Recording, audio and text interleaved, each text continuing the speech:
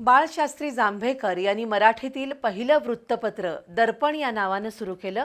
त्यामुळेच जांभेकर यांना मराठी वृत्तपत्र सृष्टीतील आद्य पत्रकार म्हटलं जातं. दर्पण हे वृत्तपत्र 6 जानेवारी 1832 रोजी सुरू झालं. त्यामुळेच आज मराठी पत्रकार दिन साजरा केला जातो. या निमित्तानं कोल्हापुरात विविध उपक्रम पार पडले. कोल्हापूर शहरात आज विविध उपक्रमांनी पत्रकार दिन साजरा झाला.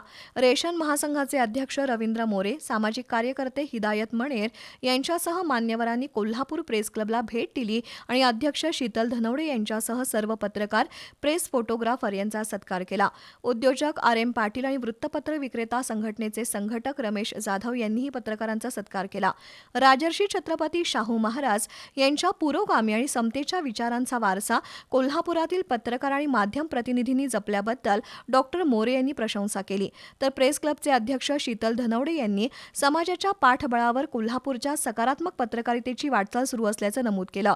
यावेळी प्रशांत कुलकर्णी, सिद्धोजी माने, किशोर खेडेकर, भास्कर कांबळे, गौरव वालावलकर, सिकंदर मुजावर यांच्यासह मान्यवर उपस्थित होते.